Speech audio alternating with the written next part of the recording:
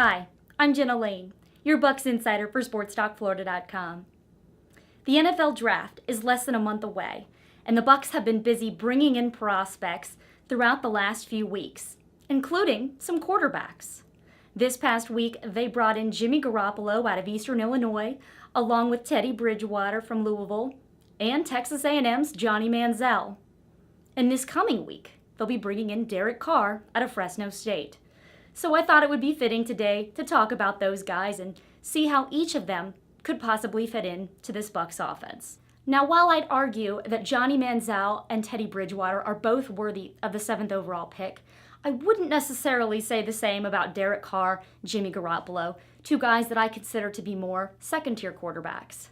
Both of them played at smaller schools and essentially didn't see the top-level competition week to week the way Manziel did and Bridgewater.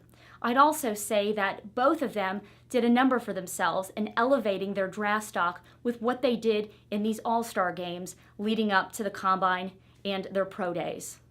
Starting with Derek Carr, the Bucs are going to be bringing him in next week. I think he's an intriguing prospect because of the relationship that he has with Jeff Tedford, the fact that Tedford has known Carr and his family since Derek was a toddler.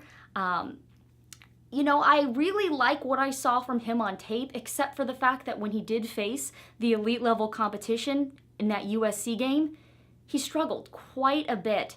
So one thing I'm concerned about is if the pocket does get muddy, if things start to break down all around him, the offensive line can't keep things clean, I think that's when he struggles. And so that was my big concern for him.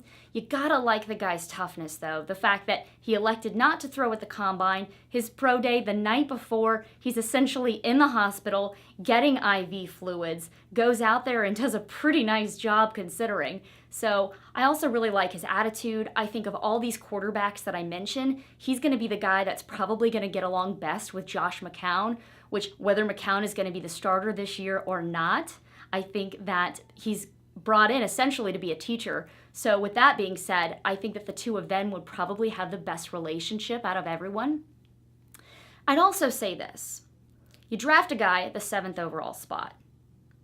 As a first-year GM, Jason Light, you are essentially tied to that quarterback through the rest of your tenure as a general manager. That's a lot to ask for a first-year GM, even if he is a great talent evaluator. But with that being said, you gotta wonder, again, why not draft, say, maybe a Sammy Watkins, although I don't know if he's gonna be available, a Mike Evans in the first round. Why not go there and then in the second round get a quarterback? Which makes a lot of sense as to why they're bringing in Carr and Garoppolo. With Sports Talk Florida, I'm Jenna Laine.